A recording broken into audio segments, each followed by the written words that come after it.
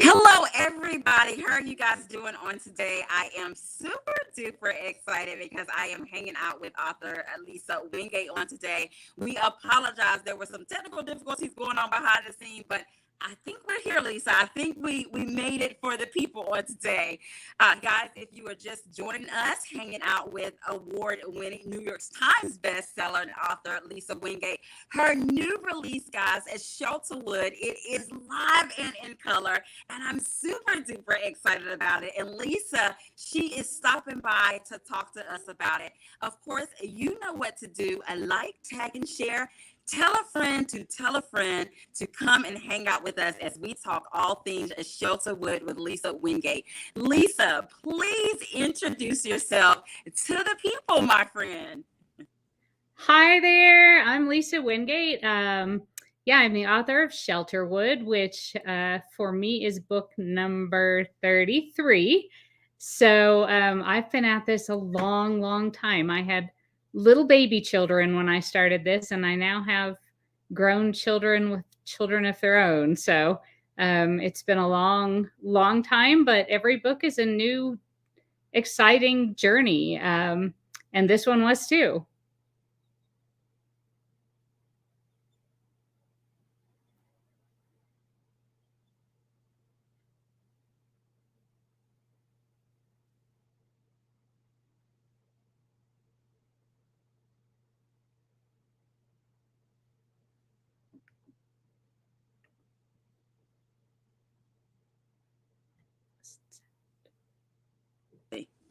Can you hear me now, Lisa? Yes, I can. Sorry about that. I said a whole paragraph. That's okay.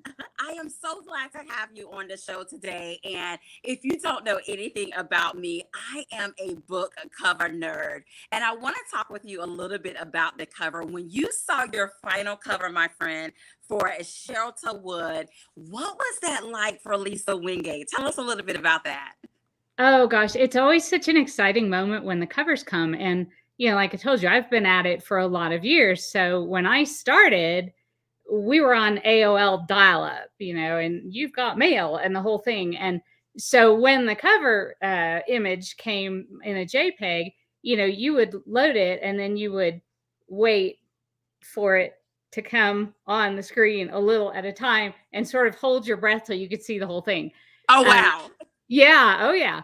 And so, of course, now it's pretty instantaneous, but there's that moment when you hold your breath and you wonder what the cover's going to look like, because they ask you, for ideas, what you think it would be. And then a designer is going to work with those ideas and come up with a kind of a composite of suggestions and things, they think will work. And so the covers are always kind of a surprise. But it's the first piece of seeing the story really come to life. You see it in your mind, and then you see it through the eyes of a few early readers and editors who read it. But then the next piece is really when you see that cover, and that's your first visual for how that story is going to go out in the world.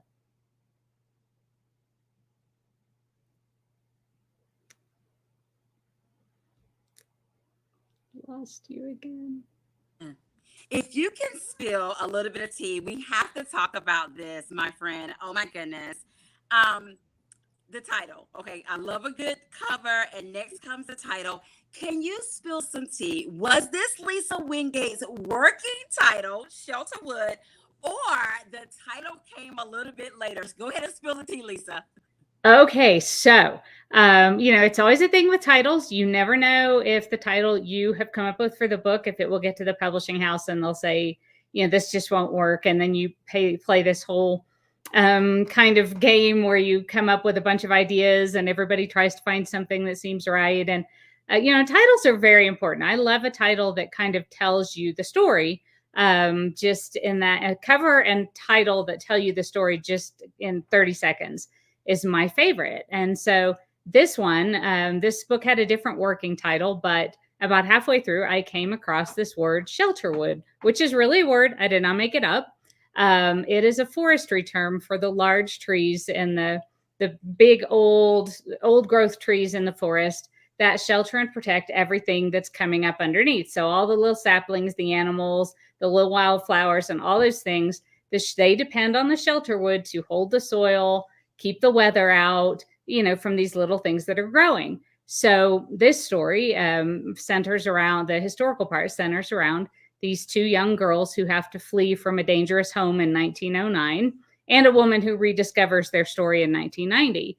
And so when I heard the word Shelterwood and read what it meant, I knew that had to be the title of the story, because it's a metaphor for what happens to kids, what community means to kids, community to children. The older people around them are the shelterwood. They're the protectors. They're the roots.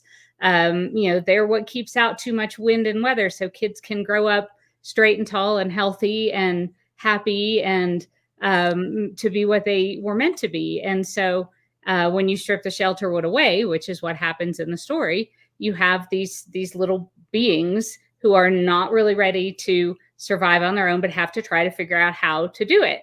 Yeah. They don't have any choice. And so that I knew that had to be the title. I sent it in, and I fortunately got to keep it.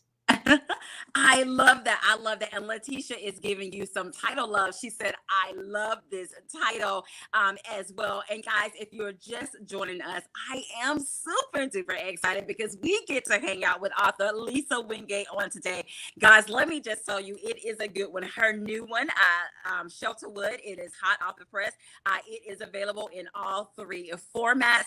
We will definitely be sharing with you in just a bit how you can get your hands on a copy of Shelterwood as well. And of course, if you have a question or two for Lisa, feel free to put it in the comment section and we'll be sure to include you as well. Now, Lisa, we talked a little bit about this cover. We talked about your title, all of that good stuff.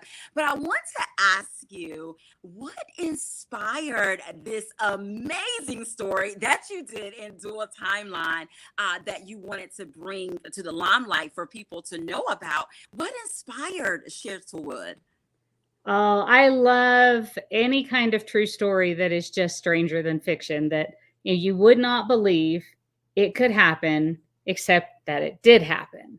And this was one of those true stories. I came across a couple little nuggets of history. One was the story of little Sarah Rector, who was growing up in Oklahoma at the turn of the century in a little shack with her family, and getting marriage proposals from all over the world, this little 11-year-old girl.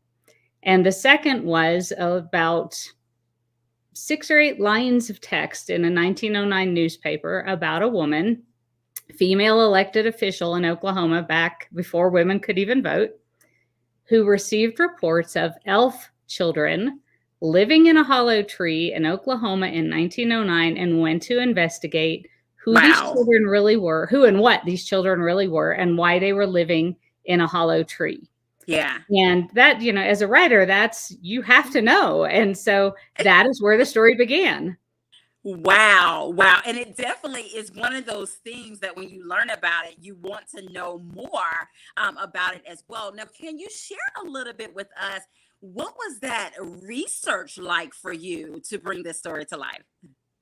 For this story, it was hard. Okay. So a lot of this history, because the ultimate tie between the Sarah Rector story and the elf children in the hollow tree and the female politician, was that when she rescued these children in the hollow tree, she discovered that, like little Sarah Rector, these were children who, when the lands of the 5 tribes in Indian Territory in eastern Oklahoma, so that's the Choctaw, Chickasaw, Cherokee, Creek, and Seminole, were divided up, and parcels were given to each man, woman, and child in the tribe. Children became landowners. Shortly after that, oil is discovered under a lot of this land. So these children are oil land owners.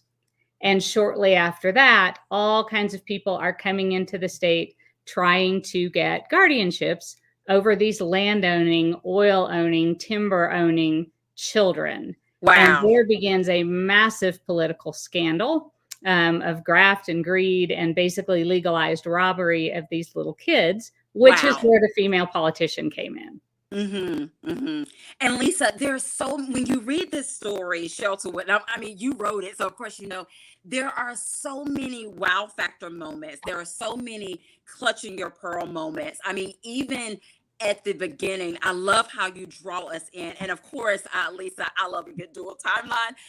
When you was fleshing out this story, Shelterwood, did you always know that you were going to do it in a dual timeline? And share with us a little bit about writing it in the dual timeline, the 1909 and the 1990. So I do love a dual timeline of some sort, you know, whether it's a modern character reading old letters and discovering someone's story or whatever. I love two timelines because I love seeing how things that have happened in the past in our families, in our communities, things that have been kept secret, like the buried history of this war against the oilmen. I like seeing how it has affected the places we are today, the people we are today, because we're affected by everything that came before us in our families, in our communities, in our country. And when we don't know it, then there are things we don't understand and we can't really explain because we don't know the history that has created it. And so that's why I love dual timelines. I love watching somebody modern who can't quite understand their family, their community, whatever's going on, and finds out and discovers the reasons how things got this way. And so that's, that for me is the genesis of loving that dual timeline because it's two parts of the story. It's the original story, but it's also what happened afterward. Yeah, yeah. Let's talk about these amazing characters for a little bit, Lisa. We're going to talk about a few. I'll name them, and then you can kind of share a little bit about their characteristics or what have you. And then I have a question to ask you pertaining to the characters in Shelterwood. Let's start off with the characters in the historical part in this book that took place in 1909. Of course, you have these two little girls. You have Olive and you have Nessa, or what have you. But if you had to describe Nessa's a character, what would you say about her? So Nessa falls in the category of oil owning, land owning children.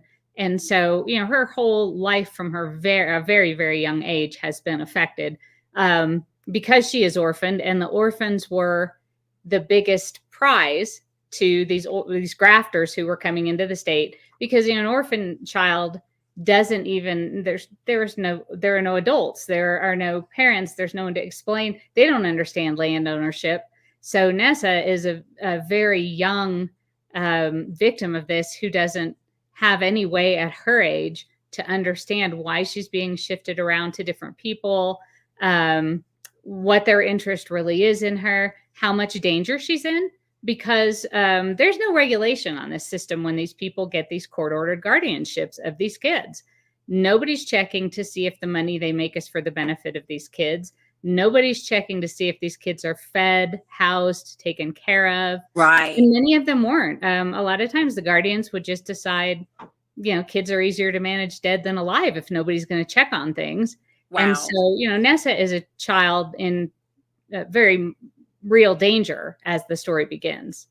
Yes. And Lisa, I definitely want to make sure that you see this comment from Helen. She said, congratulations on your latest book release, Lisa. I've been reading your books for years. My all-time favorite is The Prayer Box, the whole series, and Talk of the Town. And she said she can't wait to read Shelterwood. Thank you so much for joining us, Helen, and sharing that with us as well with your love of Lisa Wingate books as well. Oh, I love that. Thank you so much. Yes, yes. And guys, if you are just joining us, we are hanging out with New York Times bestselling author Lisa Wingate. Guys, we are talking about her new one, Shelterwood. Let me just tell you, it is a good one. It is dual timeline. You will be on the edge of your seat and just enjoying the greatness of this beautiful story that takes place in 1909 for the historical part, and in the present day is 1990. Okay, what can you tell us a little bit about Olive's character? So Ollie is, she is actually a child of the household where Nessa lands, and is being boarded basically as a ward. Right. But Ollie's father has passed away, and her stepfather is not a good person. And when Nessa is little Nessa is one of a pair of sisters. So when Mhm. the older sister disappears, Ollie realizes that her stepfather has very nefarious intentions for these little girls, toward these, Yes. and she decides that the only thing she can do is take Nessa and flee from the home and Mhm. disappear into the forest to try to get back to the Winding Stair Mountains, to the cabin where she lived with her real father. And so that's where the story begins, and it's a big leap for this little girl, but like a lot of kids in the world, she doesn't really have another option. There's not another adult she can go to. The oil men, as was true in the time, the oil men in town own the school, they own the teacher, they own the judge, they own everything. And so Right. all she can do is take Nessa and flee into the forest with this kind of childlike vision that they're going to go up the mountain back to the cabin, and all the supplies will be there, and it'll be this safe place they can go to. And Lisa, all I can say is their journey. I mean, think about it. She's 11, and then Nessa is what, like 3 or 4-ish, Nessa somewhere around is there. she's 3 when she joins the family. She's 6 when they flee from She's the 6. home. Okay. And to think about the age of these two and the journey that they have to take and their adventures, oh my goodness, the people they meet, the different things that they have to come against at this young age. Talk about survivor mode. I mean, they literally just pull at your heartstrings. And then if we can jump to the present day, or the present, like the 1990, or what have you. Oh my goodness, you have to love Ranger. Boring Odell. I like to say both her names together. You have to just fall in love with her as well. But tell us a little bit about her character. Oh, I had so much fun with the park ranger who rediscovers their story in the Yes. context of there were the hidden, long buried remains of 3 children are found in the park. So this is what drags her into this, trying to figure out the history of how this could have happened, how these child remains were hidden in a cave at some time in the past. Right. And so that drags her into it. But I learned so much about park rangers and what they do, and what it is like to be in park law enforcement. It's insanely dangerous. Wow. They are more likely to be killed in the line of duty than any other branch of law enforcement. Really? Yes. The job these people, partly because they're generally working on their own, far from any civilization. They come across all kinds of people who are using federal land to hide, to do things, to conduct crime, to escape from, hide when they've escaped from prison or whatever. And so they come upon all kinds of situations. They're often alone when they do. They're often out of radio contact when they do. It is and there's also natural disasters and animals and all those things. They participate in rescues of people who've gotten themselves in some kind of dangerous situation in the park. And it's amazing that their jobs are not just to walk in the park. It looks so cool when you go to a park, but it is not easy. So much is required of these people in terms of the elements they deal with, the people they deal with, the situations they deal with. And they're so devoted to it. They're so devoted to preserving these parks that that belong to you and me. If we didn't have them, all these beautiful places would belong to some billionaire, multi-billionaire person, and we wouldn't be allowed to go there and play. So I gained such a great appreciation for what these people do for the parks, and in turn for us. Wow. Wow. I love that. Thank you so much for sharing. Now, Lisa, I want to ask you about this because there is a very compelling and intriguing quote, a wow factor. You hear me say that a lot, of a quote that you start the book with, and it's from Kate Barnard. And it says, "I have been compelled to see orphans robbed, starved, and burned for money.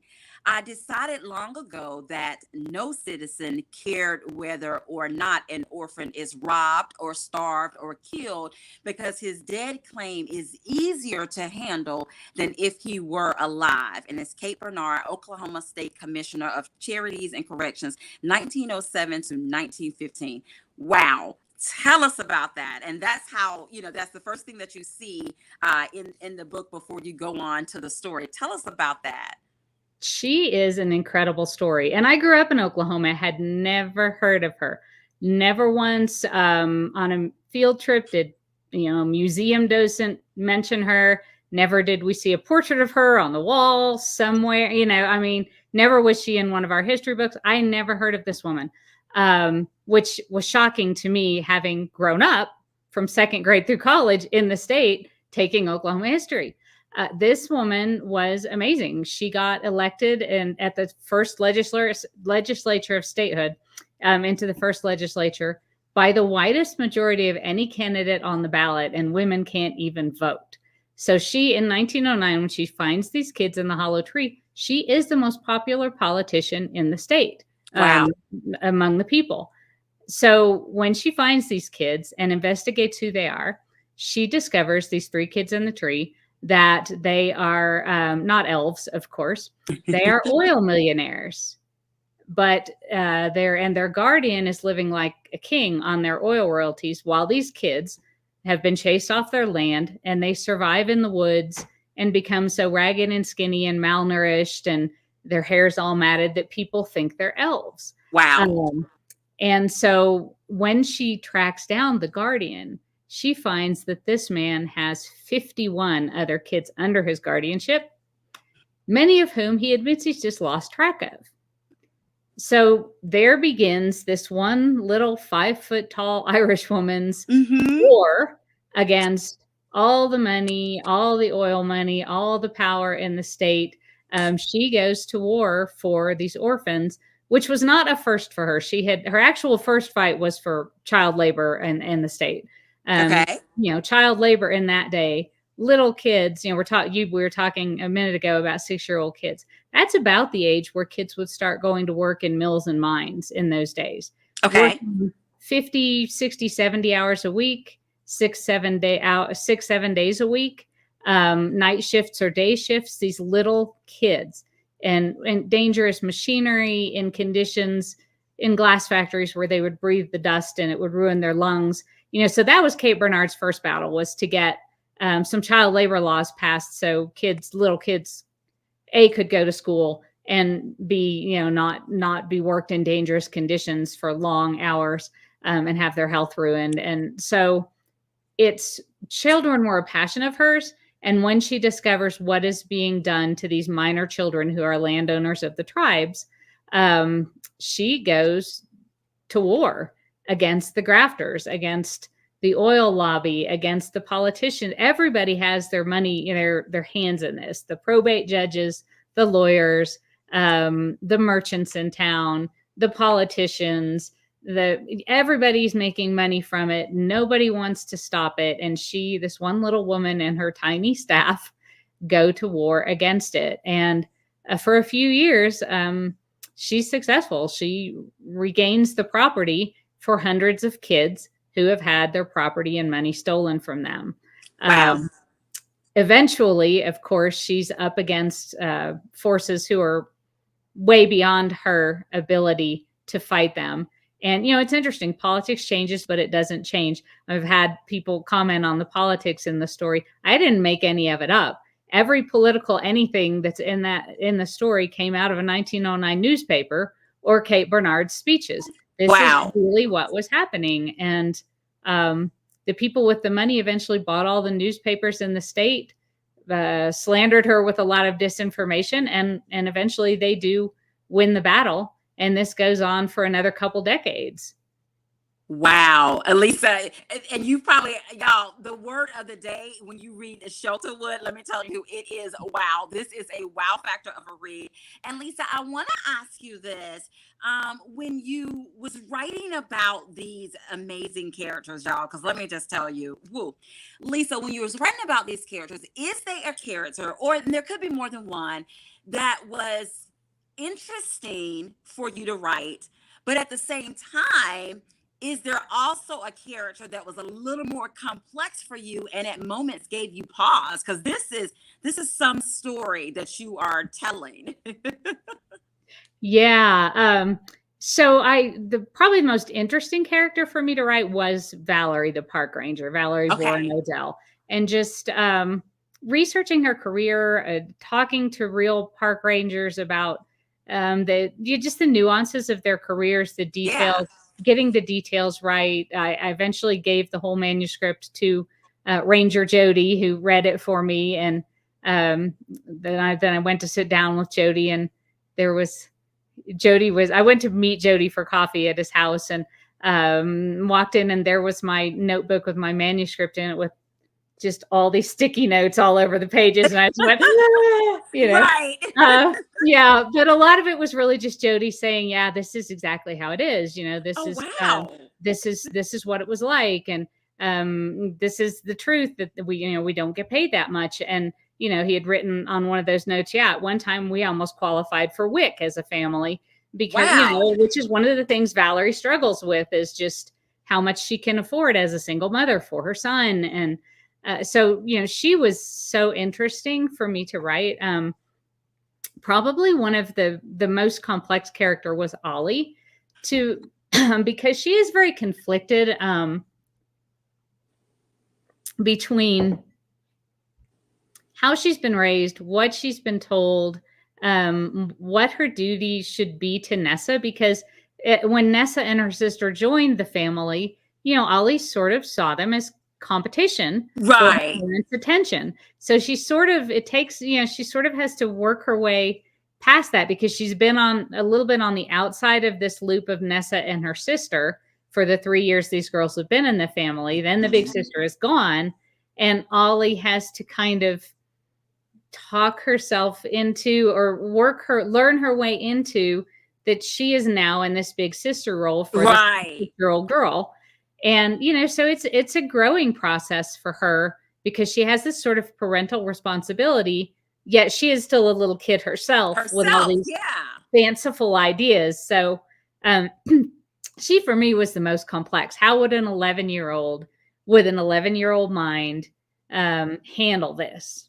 Yes. Yes. And in addition to how she will handle it, Lisa, also be in that protective mode as well, of having to to protect her, making sure that she's fed and that they are I mean, it's amazing all of the things that this 11-year-old has to maneuver throughout this story. Now, I want to ask you this: when you think about the characters and you think about your research and bringing this story to life, why do you think, Lisa, and this could be, of course, with Shelterwood, as well as some of your other historical pieces that, may be based upon true stories and stuff, what was compelling to you to say, Lisa Wingate has to tell this story? When you found out this information about these children, what was that thing, that inner being to say, you know what, I have to tell this story?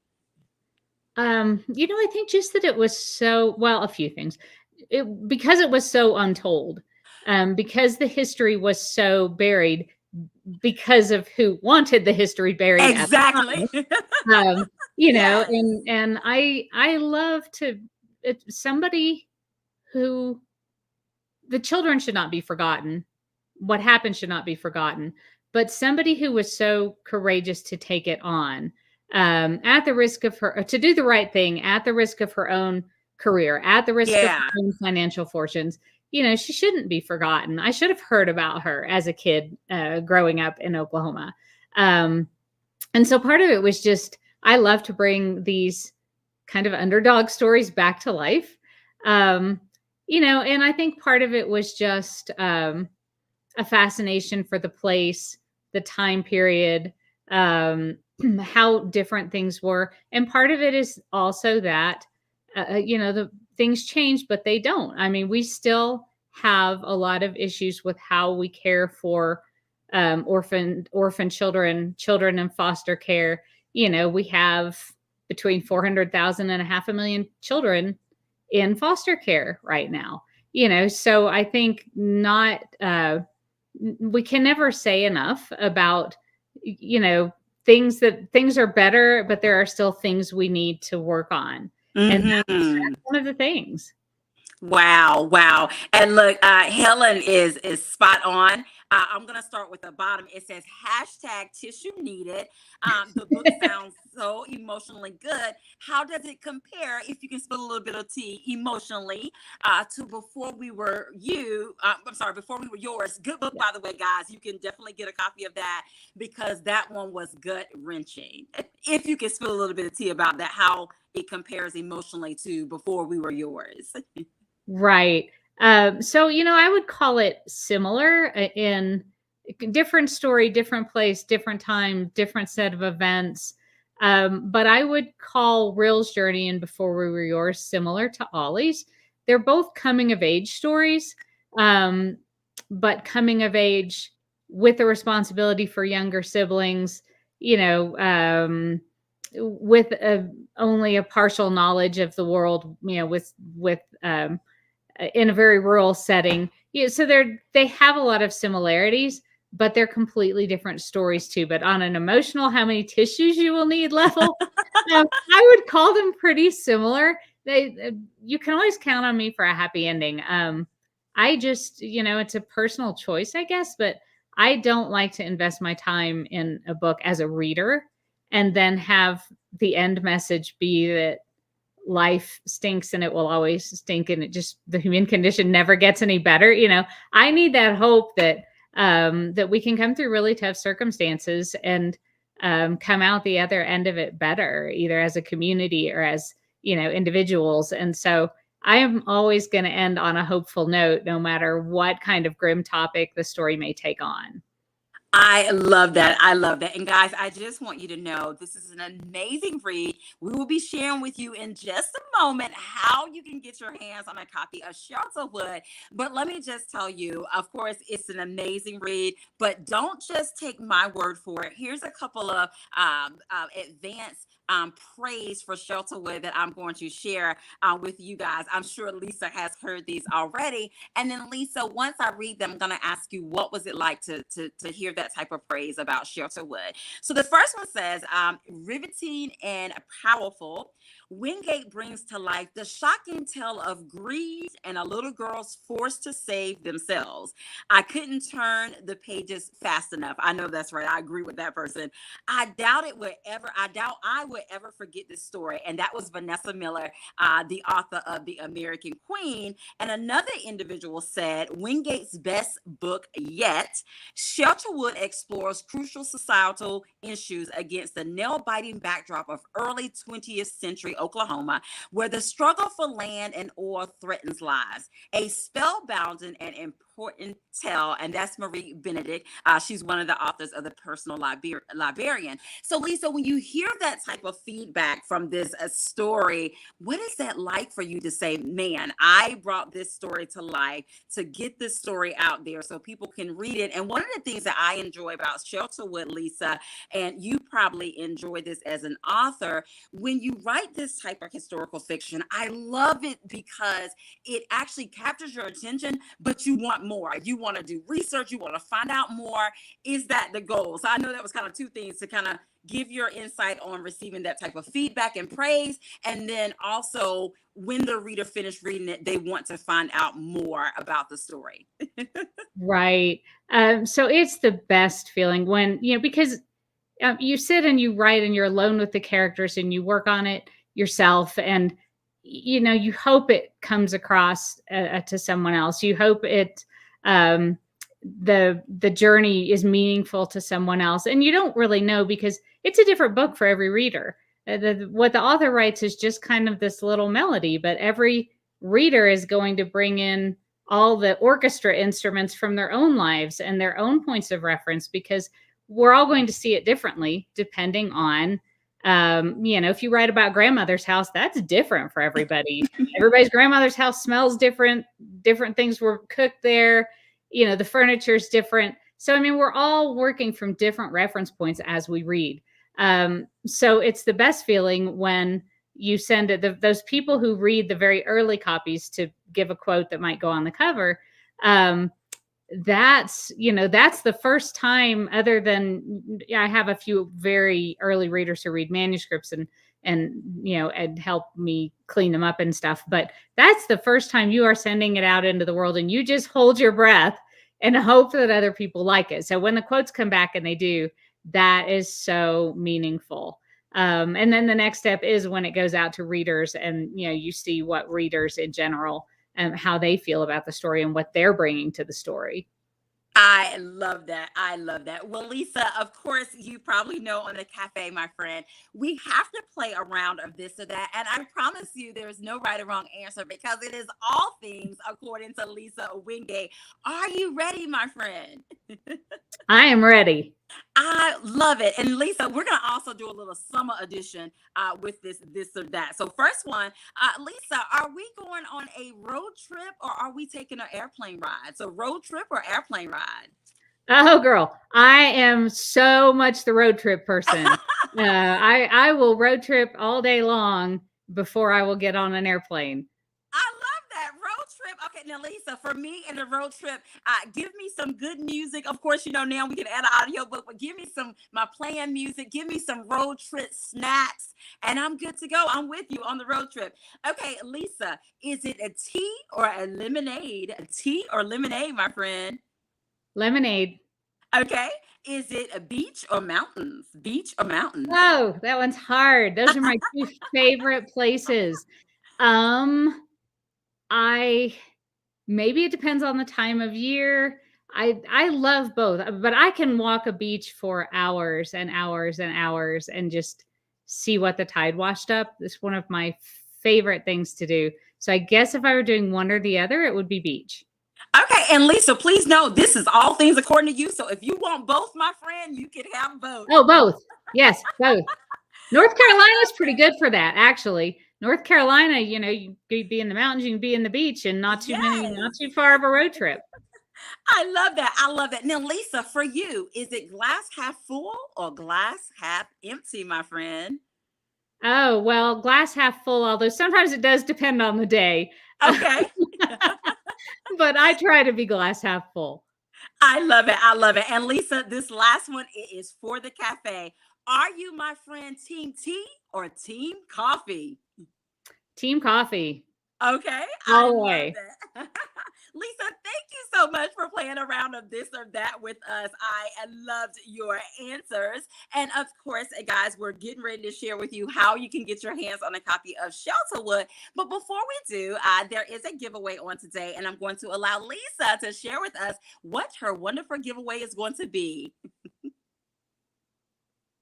Oh, sorry, I'm looking. I love that Letitia said the glass is refillable.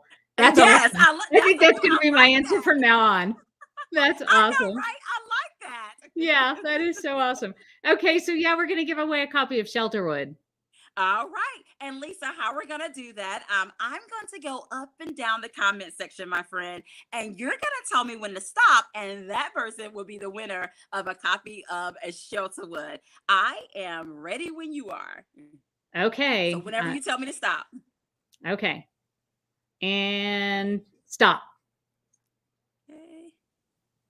Mara Cook, you are the winner, my friend, of a copy of a Shelterwood. If you will inbox me, my friend, we will be sure to get you a copy of a Shelterwood. Congratulations, congratulations. Lisa, oh my goodness, the time goes so fast, my friend. Can you please share with us how can we get our hands on a copy of Shelterwood? And I do want to let you know that one of our sponsoring indie bookstore by the name of Riches in Reading, they have copies of Shelterwood. I will be putting that link in the comment section. And I know I actually went to see Lisa at Quail Ridge Books here in Raleigh, North Carolina. I know they have copies of Shelterwood. But Lisa, if you can share with us, where else can they get their hands on a copy of Shelterwood? Oh, goodness. Pretty much anywhere books are sold will have it. And if you are an audiobook reader, I have to say the Audible is really, really good. I finally got the chance to listen through the Audible, and I'm a big audiobook reader these days. So I loved how the voice actors brought the story to life.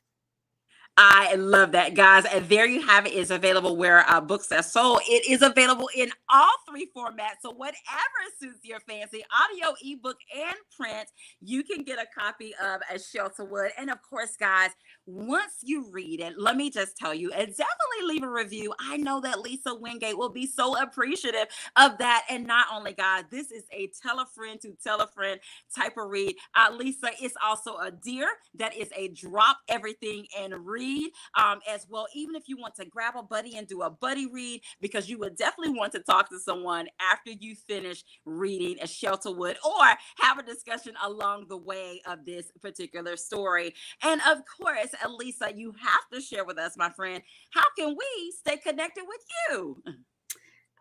Find me on social media, go by my website, sign up for the newsletter. You know, we won't spam you with a bunch of them, but you know, I send one out a few times a year.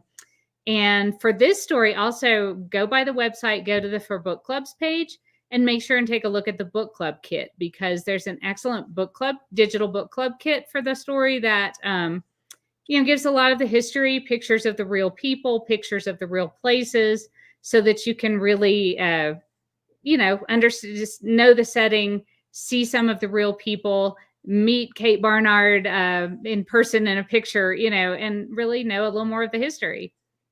I love that. I love that. And guys, we will definitely put Lisa Wingate's, we will put her website information in the comment section. I definitely go to her website, check out Shelterwood as well as her backlist. Any of those books you can see those books on her website. Sign up for her newsletter, as she stated, as well. And Lisa, it has been amazing hanging out with you on today. I want to ask you this last question. What do you want readers to walk away with after reading Shelterwood? So other than just, you know, knowledge of these lost people of history, you know, I think it's the same for every book for me. The thing about reading is that when they do the brain science on you and measure your brain activities while you're reading, your brain is lighting up as if you were doing those activities for real. So if you're reading about swinging on a swing and they measure your brain, and then you get on a real swing and you swing and they measure your brain, it's the same. So that means the things we read are their life experiences for us. They're really changing who we are, how we think, how empathic we are to other people, because we've been through all these experiences. That's why readers are such awesome, empathic people, because they've lived thousands of lives within books. And so, you know, that's really, I think, my ultimate hope for the stories is they just give us the chance to step inside each other's lives, which these days we need more than ever, I think, to just understand people who aren't exactly the same as we are, people who live somewhere else or do some other job or whatever. Because then, you know, if you read Shelterwood, the next time you see a park ranger, you're going to want to hug that person and say thank you, you know, because you'll understand what it's like to be inside that job. So Yes. that's my ultimate hope for the stories. Wow. Well, Lisa Wingate, again, thank you so much for stopping by the cafe with us and talking about your new release at Shelterwood. It has been amazing. Guys, definitely make sure that you follow Lisa Wingate, that you read Shelterwood, you tell a friend to tell a friend. Definitely stay connected with her. To stay connected with me here at the cafe, feel free to subscribe to my YouTube channel, Angela Anderson YouTube.